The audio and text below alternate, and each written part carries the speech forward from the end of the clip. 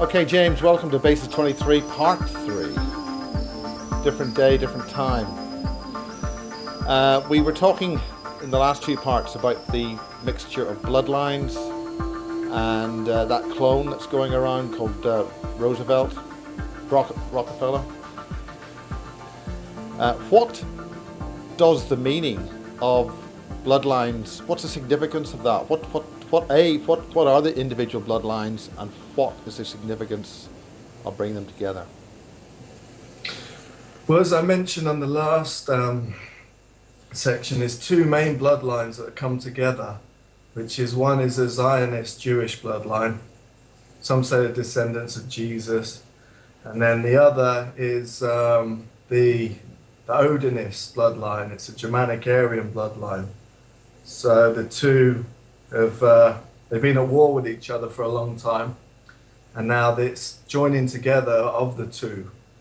And the leaders of both bloodlines, you mentioned what's the relevance for the average Joe.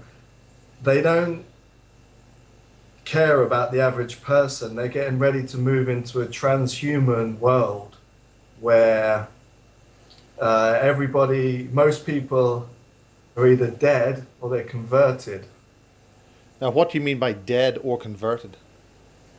They've either been reduced, the population has been reduced and they're part of that, or the ones that survive have been converted into the so-called transhuman. Okay, let's go back. What was the origin of this war, and what does that war derive from?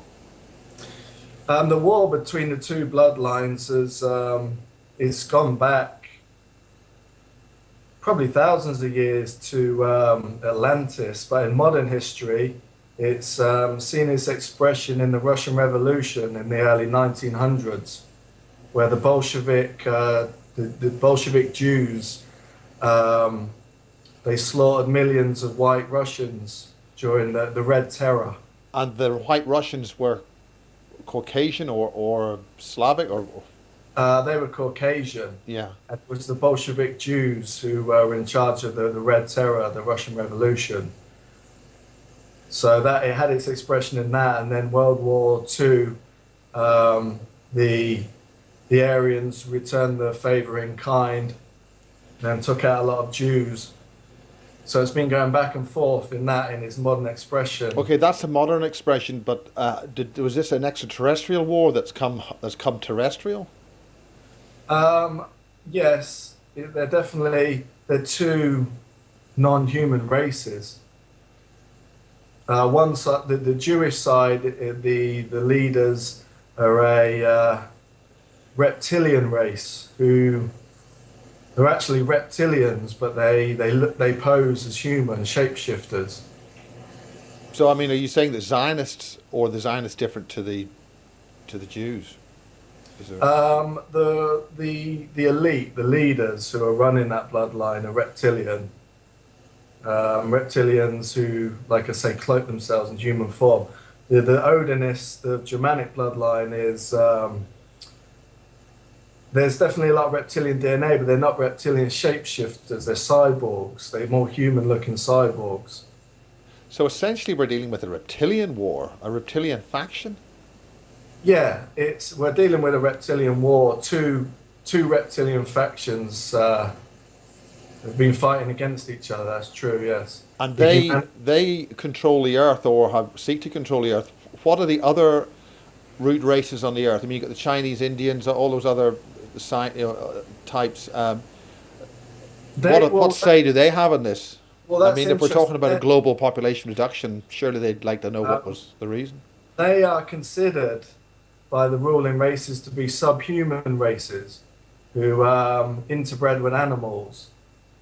So, for instance, the black race was supposedly originally a white race, and an off-planet white race who was the ancestors of the black race were apparently trapped on some planet, some unpleasantly hot jungle planet, and the males caught some type of disease, some type of rabies, jungle sort of fever disease, and most of the males died.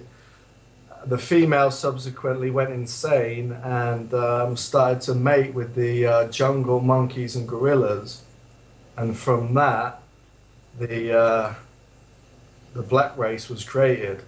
Now, So this is obviously very controversial stuff. There'll be three people throwing, God knows what at the screen. I mean, where does this information come from? well, that information was given to. This is the information that is taught at the higher levels of these secret societies. But this particular information was given to Billy Meyer from Semyazi, the female Pleiadian they visited.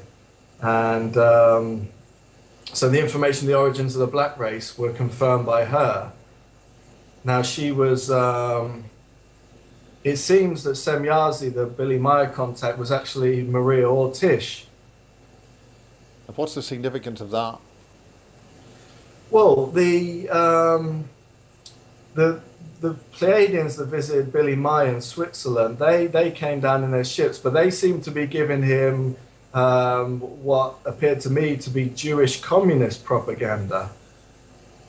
And but at the same time, they were giving him access to laser beam weapons that could fire through trees and leave huge holes in trees. So they were you're talking about Billy Meyer. What's that, Miles? You're talking Billy Meyer here. Yes, that's true. Yeah. I mean, some people would say that whole story is a complete hoax. I mean, he hoaxed the whole thing, made models and stuff. I mean, how do you get around that problem? I mean, I'm not here to talk about Billy Meyer, Yeah, okay. but I believe it's a true case. Okay, so we're getting down to the original root races, but you're really basing a lot of the history on what happened in the 20th century.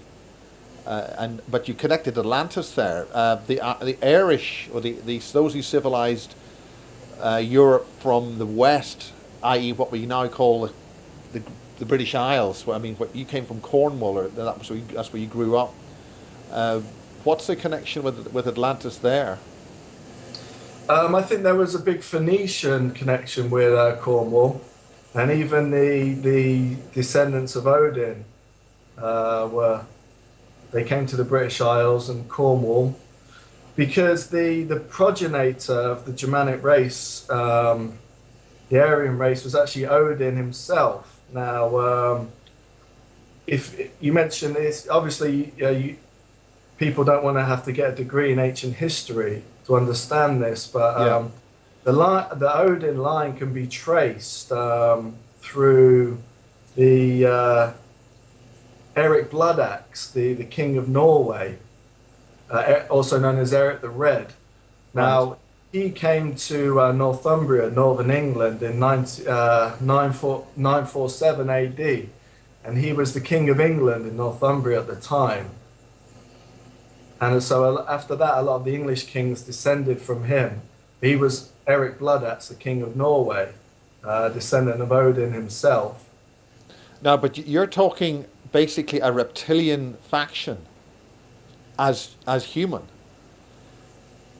Yeah. So I mean, this is a bit rich. If you've got an alien reptilian shape-shifting race, then accusing the other ones of being subhuman. I mean, how does all that work out? You've got Chinese, the Sino races, and the Indian races. Then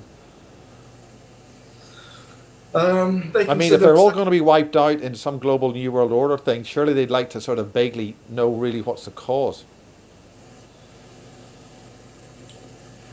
it's the survival of the fittest. In nature, you'll never see a superior race give charity to a weaker race.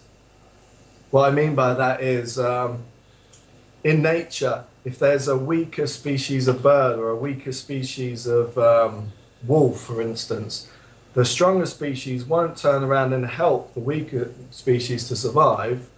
The nature will find a way to get rid of the weaker species as quickly as possible. So the strongest, survival of the fittest, will stay at the top of the chain. And these are unchanging laws of nature. So what we're looking at is an agenda which will reduce the population. Is this the Georgia Whitestone's agenda, basically? Yes, it's connected to that. Yes. And this is what the function of the Fourth Reich is. Yes. I mean, they haven't changed their policies. It's But like there's, we discussed in the last section. They're looking to recreate a paradise Earth again, almost like going back to the Garden of Eden, which is almost like the Earth transformed into one big like similar to a national park. but where does all the machinery come from to run this? Where does all this, how's this paradise run?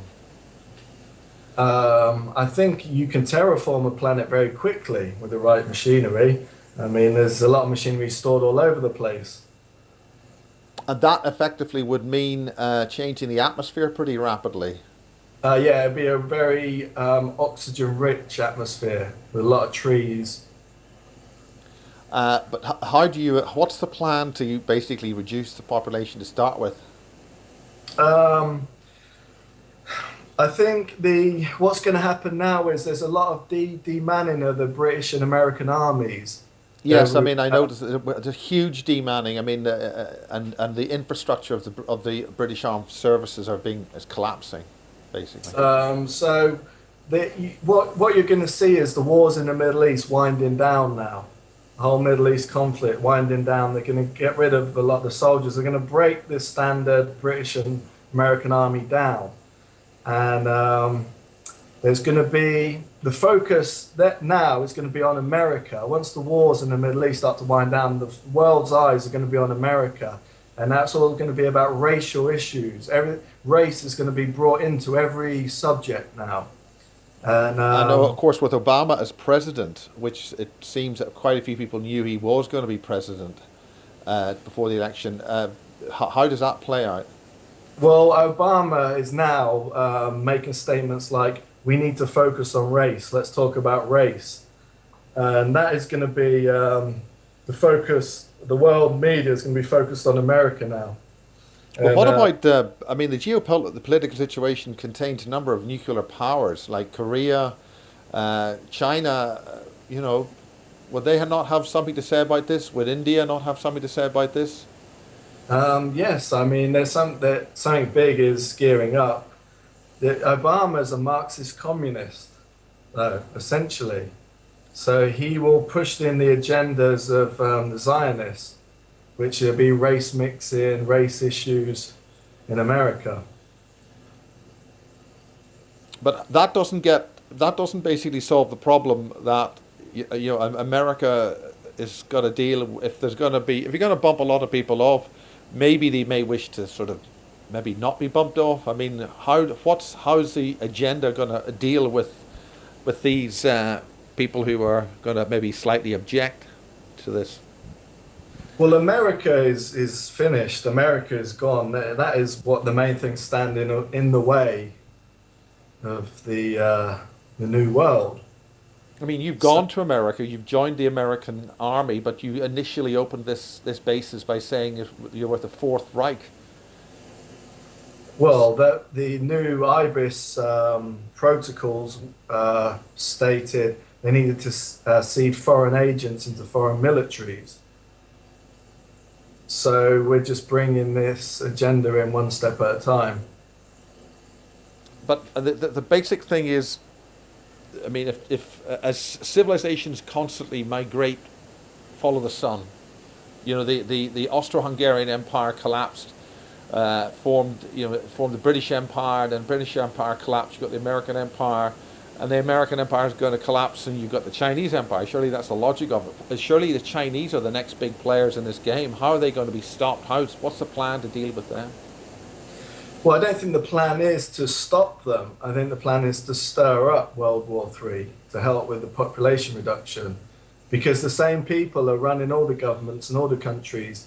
The individual and the small group of individuals who were given the artifacts, the Spear of Destiny, or Odin's Spear, Gungnir, they would have the ability to shape the course of whole nations.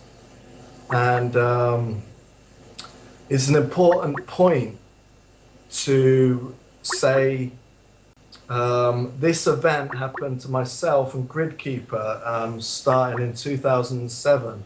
There was another individual with us at the time we were close with. Now, the three of us were contacted by an individual from America, from North Carolina. And this guy was high-level Illuminati, was actually close to JFK, John Kennedy, when he was a child. Yeah. Now, what had happened was when he was a child, he used to play in the woods in North Carolina near his home. And two individuals approached him in the woods. They matched the description of Sem Yazi and one of the male played-in contactees of Billy Meyer. They matched the exact description. They were dressed in white robes, and Sem Yazi being Maria Ortiz. Now they approached our friend, his name's Michael too, and they presented him with an artifact in the woods and said, "This belongs to you." And it was a spear. It was a gold spear. And he said, why, he was questioning, why does it belong to me? And they said, when you're older, you'll understand. And he tried to give it back to the male, and the male didn't want it. He seemed scared to touch it. And he says, no, I can't look after this anymore. We have to give this to you. And you In have other to words, once you take it, you sort of imprint on it. You sort of take ownership. It can only be given to certain bloodlines. And this guy was a descendant of Charlemagne, the French king. And he was instructed to take it and bury it, hide it, which he did. And it stayed buried for a number of years. And when this individual came to visit us in England, got the plane over. Now he said he just changed the locations. He buried it in a new location and showed us photographs of the new location where it was buried. And he arrived in Chichester, and the four of us, we drove up to Scotland together, up to Balmoral in Scotland. And we were supposed to be involved there in a ritual. We were based near Balmoral Castle, and the Queen. We knew the Queen was there at the time. I think Prince Charles was there at the time visiting, and we posted ourselves up one night near Balmoral Castle on a hill, and we did our own ritual, our own based on Knights Templar rituals. You just excuse me a second, Mark. Is that the pussycat? Yeah, it's letting the cat out. So we based our ritual on Knights Templar rituals. And are you able to mention anything, the significance of those rituals? Anything at all? It goes back to France in the 18th century, which is important in all this, especially the area of Alsace-Lorraine on the border of France and Germany. So we called these rituals the Knights of Sabathiel rituals. And when we completed the rituals, kind of black triangle crafts appeared and started to fly near us. And so we ended up with some missing time, and it what part of where were you based just near Balmoral Castle. Just in it? No, just on the outskirts of Balmoral Castle, just on the hills, just outside the castle. But you weren't in the grounds of the Balmoral? We weren't in the grounds, no, we were just outside the grounds. Yeah. And then we completed our ritual one night, and TR3s turned up. We had some missing time, and it turns out we'd been taken to the castle, where we'd been involved in the second part of the ritual, where the Queen was there. And we were supposed to be measured on this special type of technology, like scale, like a type of scale, where the person who remembered the most from France, 18th century, would appear to be lighted, would physically be lightest on the scale. And the person who was lightest would be empowered with the spear of Odin. So out of the four of us, one of us was empowered with the spear. Was that the grid keeper? I don't want to say who it was, Okay. but we all worked together, the four of us, and so the spear is brought out from time to time, and it seems to, when you touch it, you seem to change on a genetic level where you remember what you could do as an Atlantean Superman, and then you can recreate what you could do back then. The Atlantean Supermen, were they the modified versions of humanity at that time, which is what got the Atlanteans into trouble? Is that why they were wiped out? I think. I think they were the original Fourth Reich, and the leaders obviously survived since that time. So they're alive in modern times, so they're thousands of years old. But the spear, the Odin spear Gungnir, is essentially an ancient Atlantean artifact. So it's a terrestrial artifact from that era. Yes, that's correct. And when it links up with the soldier can have the ability to levitate and other abilities, generate force fields around their bodies. Yeah. And even the plasma weaponry that comes out the eyes. And yesterday you said it came out of the knuckle. Yeah, it comes out of the knuckle, the middle knuckle, just here. Yeah. And comes out the eyes too. And this technology, it can cut people in half, or it can just set their head on fire, set the whole being on fire. It can disintegrate the whole person. And it can be opened up where it can... you mean defocus to a wider beam? Yeah, with a wider beam, exactly. So you can be positioned in a higher position, and you could open up the beam, and essentially you could take out a whole army with it. So you could have one person basically take out a whole army? Yeah, exactly. And so is that's basically what the super soldier manufacturing is about? You mentioned the addition of these reptilian arms and things. This is done with hardware. The beings, I think a lot of these Fourth Reich soldiers are originally obviously from Atlantis, but Aldebaran before this. And what is that? What's Aldebaran? Is it another? Well, is it the inner Earth or the star system in the Pleiades? And I think there's connections to the inner Earth. Who the Viril Society were in contact with the Aldebarans, and the German language is a form of Aldebaran. It's the Anunnaki language, basically. And Michael Prince is actually a Aldebaran name. It's not a rank then. It's a German name, but the closest English translation is Michael Prince. Now, is that your adopted name, or what's your That name? is the name that my mother gave me at birth. Okay. And my mother is from Aldebaran.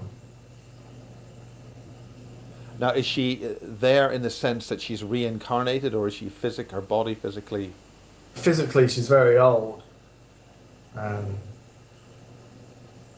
I mean, there's a lot of controversy about who my biological father is. I know in Canada, in the base in the 70s, Alfred Bonner would take me out the facility, and he had a cabin in the mountains. And as a baby and as a young child, he'd carry me through the snow in his arms, up through the mountains, up to the cabin, up to his cabin. And he had a fireplace there, and he'd read me stories and things like that. That was the only time I had human contact at the base. It was the only time I was shown any affection. What kind of things were you shown? Well, he would take me from the base, and he wrapped me up in a blanket, and he'd just carry me in the snow up the mountain, and he'd carry me to his cabin. And there we would just sit in front of the fireplace, and he'd read me stories. We stayed up there for a couple of days at a time. Just ordinary fairy tales, or what? There was a lot of Norse mythology that he'd read me. So that was the closest thing I was a father-son relationship at the time, any sort of human contact. Because it was a different story in the facility itself. I don't know why they were letting people take the babies out for a couple of days at a time, but they were. Well, there must have been a reason for that, to give them some kind of empathic contact with a human, or what, or did Bonner shapeshift, or what? Alfred Bonner's not human, but I mean he looks human, but that's a human kind of relationship, or shows of affection. So maybe so we could function in society and pass ourselves off as human when we were older. At what age was you at this time when this was initiated? He would do that when I was a baby.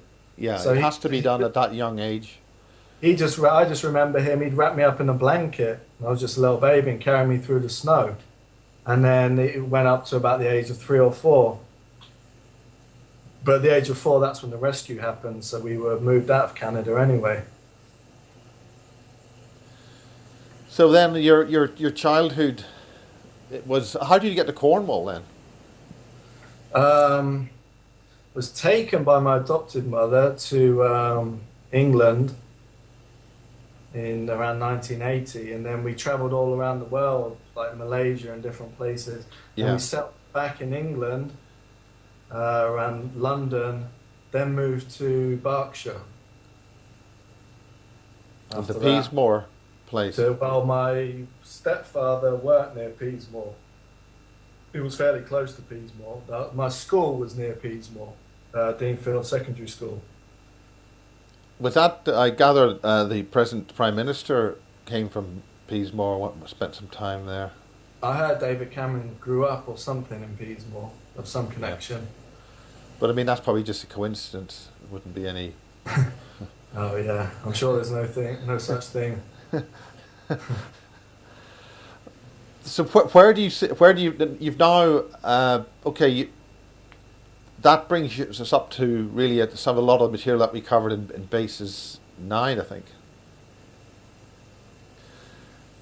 I mean, since then I've had more of an understanding of what I am and what I'm capable of, just from memories from the operations with the US Army.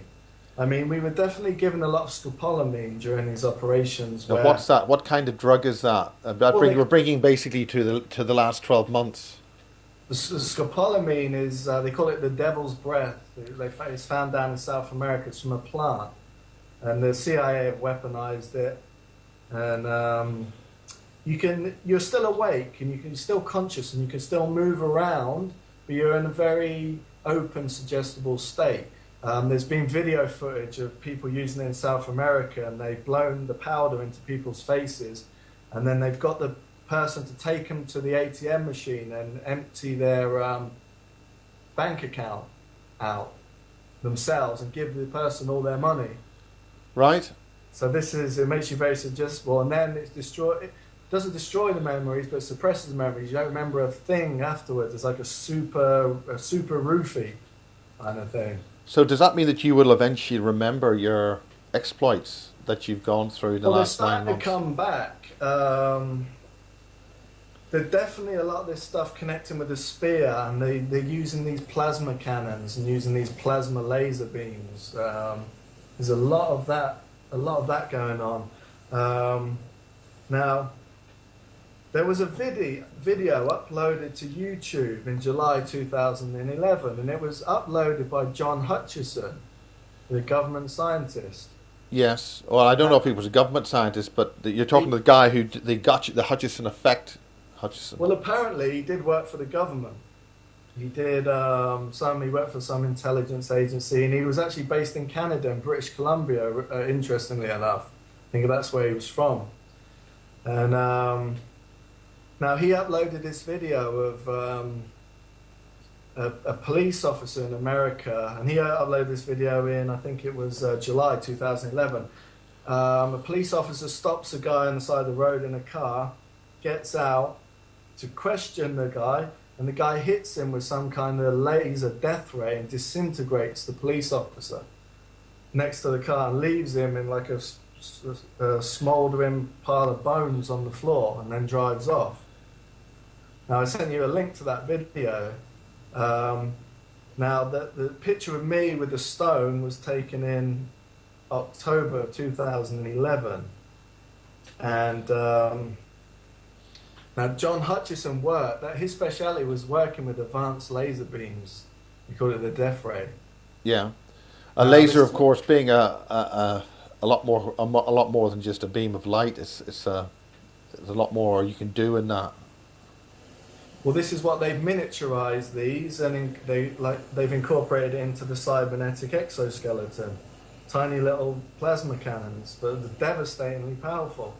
And that means they're able to deliver some more than just a shattering blow. It must actually transfer that energy very effectively to the rest of the substance, so it just obliterates it.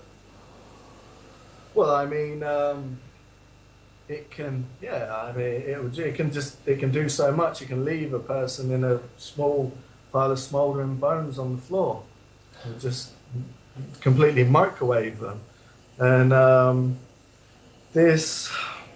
now, when I was handed the Brazilian Princess Topaz in the JP Morgan Hall of Gems, now I was supposed to hold it and tune in to a particular reptilian who was on the run, this reptilian. Now, right. His name was Belial. Belial? Belial. Now, B-I-L-Y? B-E-L I-E-L. Belial. Now, I first remember meeting Belial in a place called Cloud's House in Wiltshire around 2003. Now, this house was owned by Aleister Crowley. And I'm not going to say what. Whereabouts in Wiltshire? I mean, it's crop circle country. Boscombe Down, Porton Down. Yeah, it's near Boscombe Down. It's in a place called East Noyle, Wiltshire. Right. It's not. Now, yeah, it's called Cloud's House. It's quite a famous place. It used to be owned by Aleister Crowley. There's the statues of devils and reptilians all over the walls there. I'm not going to say what I was doing there, but there's entrances to the underground bases in the area, in that house. Well, there's Boscombe, Porton, and I think another base. Yeah, yeah. And they have ships approaching, and people and beings come from the ship straight into the house. And then from the house, it's a big mansion. They come into human society. So it's a big gateway. That house, it's a very important place. Yeah, I mean, we have an eyewitness to somebody seeing a large UFO come down and land at Porton Down. Maybe it's very close by. I mean, it's a huge gateway for activity, alien activity into England, and so I was actually staying there, sleeping at the house there. I spent about 6 weeks there, And one night, two NSA agents came into my room and took me down to one of the larger rooms downstairs. And there was old chairs set out, and there was a being with his back to me, sat down. He looked like an old man with a robe on and a hood up. And when I walked to the front, he looked up, and it was reptilian, with reptilian eyes, horns. How many horns? What did it look like? Just two. Just one here and one here. Red skin, reptilian eyes. Looked like your classic portrayal of the devil, really. I mean, a bit like the guy in the Star Wars film. Yeah, Darth Maul, similar to that. Yeah, and I sat down, and I mean, when he looked up and I saw it was a reptilian, I kind of staggered back. But then I got my wits about me, and we sat down and we had a conversation. I'm not sure if it was telepathic or not. And he was talking about how do we, the two bloodlines, come together to create this symbol, the swastika within the Star of David. You want to know how the two bloodlines have come together. Yeah, I looked that up. It's like I say, it's a sign of the Raelians, but I'm not sure which direction the swastika goes in. But I know the swastika fits perfectly in the Star of David, and the swastika, the Nazi swastika, is a symbol of Thor's hammer, which is another Odinist artifact. So Belial wanted to know how the two bloodlines had come together, and we talked about this. And I don't know the full story, but Belial ended up on the run in America somehow in 2011. And I was handed the stone with his essence to track him down. You were handed what? I was handed the stone out the case in J.P. Morgan's Hall of Right. Gems. Yes. Okay. Princess Diana's cousin was there, and he introduced me to these people. My wife's family originally introduced me to these people, but he got me deeper in. Princess Diana's cousin, I won't say his name, and I held the stone, tuned into his essence, and then the mission was Operation Belial, to track Belial down across different states. And somehow the video where the policeman has disintegrated one of these plasma beams is connected to the Belial manhunt, and that was somehow connected to the state of Arizona at the time. And did they get him? Did you get him? We got him in the end, but what is interesting is that What happened? well, the video was uploaded in July of 2011. Now, the picture with me holding the Brazilian princess is taken after that, in October of 2011. So there seemed to be some kind of time travel element going on, where we were going back in time a few months, still into America, but to search for Belial, because it's really difficult to get information on the video. It's all I've been able to find out is that it was supposedly a Rothschild was driving the car, the car where the individual inside disintegrated the policeman. It was a Rothschild, and we've found out that the license plate was from the 1950s of the car. And what type of car was it?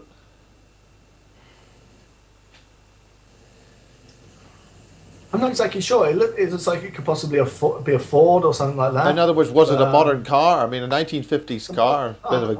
Yes, it's definitely a modern car, but apparently the license plate was from the 1950s, and it belonged to a guy who went missing in 1953, but on a modern car. So there's a bit of a dilemma there. Why use a well out of date license plate? Surely is that why the police picked them up in the first place, or? Possibly. I mean, it doesn't make sense. Why would you use a number plate like that on a modern car to make yourself draw attention from the police, and then get pulled over, and then have to murder a policeman because you can't be stopped. The mission is too important. So it's a bit like maybe when you're drawing attention to yourself like that, there must be a reason. Maybe it was to send a message or something. I mean, they always change number plates around. In St Ives, that a van pulled up on the terrace that I lived in. I thought I recognised some of the people there. They moved into the holiday rent next door. So I had the number plate checked out by some intelligence contacts, and the number plate was registered to 3 separate vehicles. So it's basically impossible to track it. Right. But obviously, we're talking about the whole Belial thing. And So what happened to this guy? what happened to what guy? Which guy? Well, he was found, and then he was found, and then what was the function of the manhunt? What happened to this guy? What's the culmination of the story? I don't honestly have the answer to that. There's still blurs. I can't remember. Right. I just remember. So those what was the details. function of the ceremony with the Queen in Balmoral? You brought that story in. What happened there ultimately? Because they wanted to find out, the 4 of us, who the spear can only go to one man. Yeah. One man runs the Illuminati. As we discussed before, the eye at the top of the pyramid represents one man. Now, So the spear can only go to one man. what about this guy that we discussed? This Rockefeller guy who looks like you, the clone. Well, according to the online book written by Wes Penray, he was part of a program to look for certain children in the 1970s. He was born, he was the same age as me. Yeah. And you told me today that he's the adopted son of David Well, Rockefeller, apparently which so. didn't I know. mean, that's somebody else's research. So Well, I didn't know that, but that's interesting because all the children in the IBIS program are adopted into other families. we have got a couple of researchers in the Amash project who are independently just furrowing away and finding out stuff. Well, the Illuminati is saying he's the physical embodiment of Lucifer or Satan on the earth. And that was the ultimate point of Project Mannequin. One of the 42 was going to be the embodiment of Satan or Lucifer in human form. Because like many religions, the Illuminati religion has a Messiah.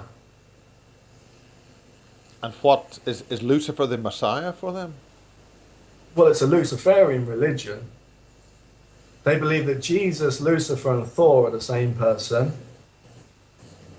The Nazis were waiting for a Messiah too, a Germanic Messiah. And That's why their are symbol- they saying now that this has happened? That they have their Well, Messiah? one of the 42 is the Messiah. These are religious terms, which I don't like to get into, but they believe one of the 42 is going to be a major leader. Well, it's interesting that number comes up in the comedy Hitchhiker's Guide to the Galaxy, which the answer to the secret of the universe, life, and everything else is 42, which is a bit of a joke. But if it's meant to be Lucifer, it doesn't make that program that funny. Well, that's interesting because I never knew the relevance of the number 42. Well, in the comedy, which is on the Hitchhiker's Guide to the Galaxy, that was the great answer to life, the universe, and everything.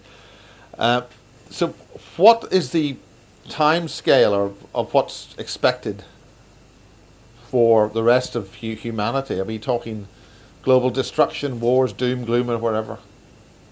I don't have a time scale. I don't think that it's going to happen in the next couple of years. I think people have got a fair amount of time left. I think a lot of important things can happen between now and 2030. So we've got plenty of time. We've got plenty of time. But it's kind of set in stone. It can't be changed, and it's just the natural order of things. The kind of things you've just been saying are pretty emotive, and surely there's going to be a few people who are going to object to this. and you're obviously saying it on video. So what's actually the cause? What's the point of doing this? Who gains, who benefits?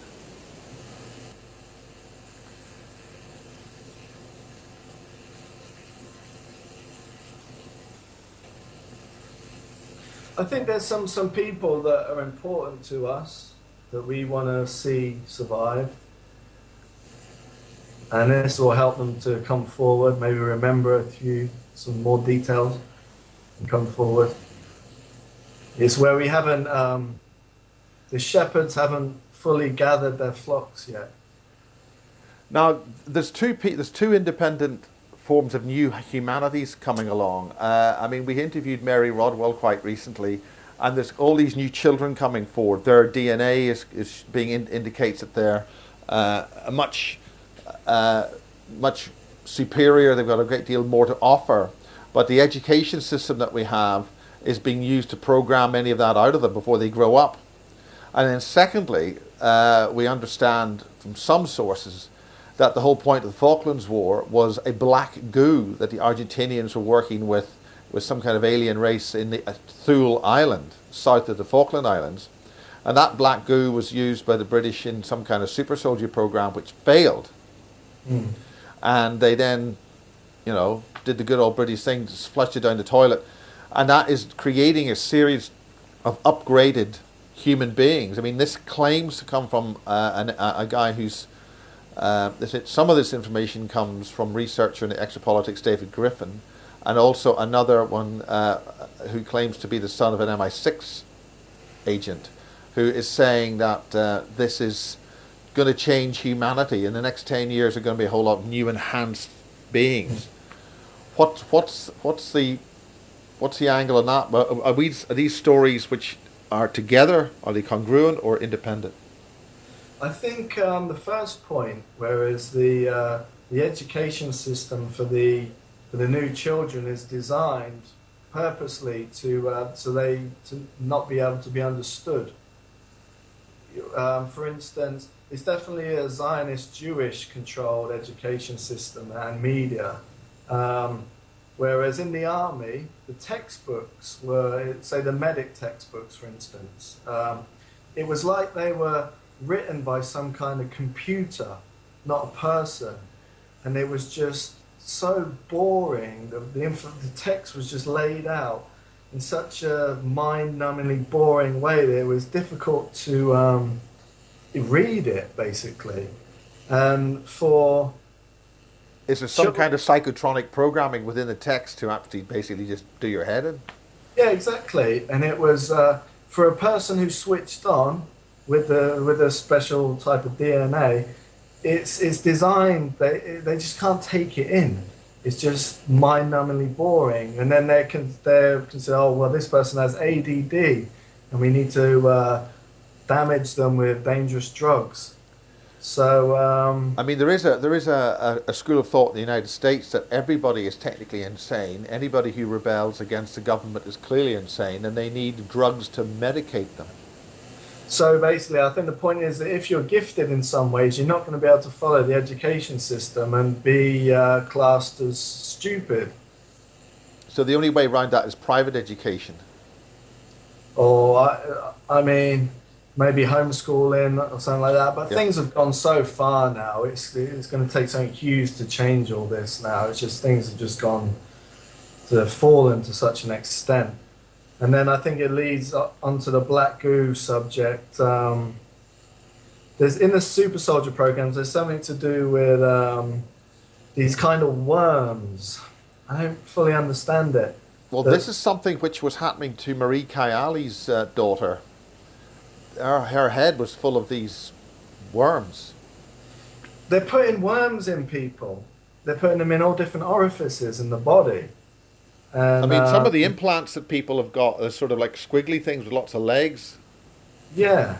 I mean, there's all different. Some of them are really large, and they're all doing, it's kind of nanotechnology. I'm not really a scientist, but I think that somehow one of the functions is they're eating the human organs and replacing them with cybernetic organs. It's one of the functions where they're eating the flesh and laying some kind of egg behind it, which is building cybernetic organs. So Is this the sort of like the nanotechnology will be used to sort of invade and take over? yeah, and they're also you can program the worm to do something and then put it in somebody and control that person with these worms, whatever they are.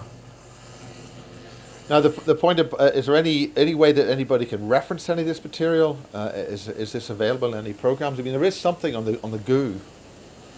I mean, there's information from on the diamond spider wars on the internet, but Now, where did this diamond spider war stuff come from? We have some evidence. We had some people say that there's colonies of these kinds of spiders. Whether they're the diamond spiders that you're talking about in Cumbria, in mines in Cumbria. yeah. Yeah. What is a diamond spider? It's a huge spider. They grow up to, I think, 10 feet long, and they have a diamond exoskeleton, so they're very hard to kill. And they're from the moons, I think they're on the moons of Saturn, they're on the moons of Pluto, Jupiter, I think. They have colonies there. So I think we're dealing with a lot of these insect races. Does that not mean that if they get warm, they'll fall apart? I mean, at our body temperature? I think they can survive in normal Earth climates. So basically, it's a crystalline carbon-based life form. Yeah, Or is it I mean, is it a they look like silicon-based huge life form? tarantulas, but the exoskeleton is diamond based, similar to the super soldier exoskeletons, which is extremely hard metal. The closest thing could be closest Earth element would be a combination of gold and diamond, which is cold fusion alloys from this moon of Saturn. Do you have any names for that? For the moon, Yeah. it's called, I think you pronounce it Enceladus. Is that the material or is it the moon? I'm not sure if there is a moon called that. That is the name of the moon, is Enceladus. Okay, I'm not currently. I don't know where all the moons. Now, Yeah, the it's a problem nice- about this is in the last few minutes of this part, how were these moons discovered? How was this information mined, and how do these so-called spiders come here? I mean, are they physical in our domain? Yeah, physical, very physical. And they've, see, a lot of these moons are guarded by these strange insect type creatures. So the moons are needed to be raided for the alloys. But then we're discovering all these insect type creatures, and now they're on Earth. In other words, they contaminated whatever came back from these moons. And I don't know exactly how they got here, but I know there's all pods coming down all over England. And they're full of different insects. Now, we have a whole thing in British schools, or English schools particularly, called the Alien Pod Program. Have you heard of anything like that? Yeah, I've heard of it. The Alien Pod seems to be it's frightening the children because it's set up. I mean, these are false things that are actually made by the police. They bring them in and pretend as. I mean, what do you know about them? I think that it's a kind of false flag operation because real pods are coming down. So they're setting up the false flag pods in schools to kind of disguise what's happening as a cover. I know personally my daughter there's, I think a naval helicopter came to school and some of the children were bundled onto the helicopter from the school. And there's definitely, like I say, we talked about this before, pods have come down in St. Ives, probably diamond spider pods. I mean, this is. Is there any data anywhere where we can find out about this? There's data about the diamond spider wars on the internet released by a naval intelligence guy, ex-naval intelligence guy. I think you just Google diamond spider wars. And it talks about some of the diamond spiders attacked some CIA bases in Virginia underground. Do they prefer to be underground? Can they tolerate sunlight? How do we do? Apparently they've appeared above ground, although in different countries, and attacked villages in India. And many people have died, but apparently they were the baby diamond spiders, not the fully grown ones. So what sort of size are they? Like a huge tarantula. The babies, but the full grown ones I think can grow to like about 10 feet wide. So Oh, what sort of life cycle do they have? How long? I mean, I think they have like a king and queen, and I think the queen lives underground and lays the eggs inside rocks. This is what I heard. this is pretty fantastic stuff. Before we have people running out of the cinemas screaming and terrified, just to close up this part. I mean, what are there any cases of this stuff? This is fantastic stuff. I mean, it's completely fiction. I mean, nobody could possibly believe this is actually real. How does anybody believe this kind of thing? I mean, even getting the metal from the moons of the secret space program or whatever it is. This is all a concoction of fiction. Why does one get any credibility on this? I mean, we're not really here to gain credibility. People can take or leave it. We've done a good job to protect people from this and keep it off the streets. But we're kind of getting to the point now where we're tired of doing it, spending all our time protecting people from it, and we're just going to kind of let it go and let it come onto the streets in some ways. I mean, at Basis 9, you said very briefly at the end of this part, there's a war going on and we're winning. Doesn't seem to be like that now. An ET war of some kind. I'd say we're still in control of all the extraterrestrial situations on Earth, and because the super soldiers are so advanced and so powerful, that is the case. How many super soldiers? Let's talk about that in part 4. Part 4. And tidy up any things you really want to get over or want to say, and how do we in some way verify this stuff? How do people get this on board and learn about it and find out about it? So as we run out of tape, first hour, I keep on wanting to call you James. Anyway, Michael, I'll be back and you can maybe tell us about the t-shirt. Maybe there's something deep and significant about that, is there? This is just a pagan symbol, a man sitting between two wolves. It's an old pagan Germanic symbol. All right. Okay, well, part 4, oh wait.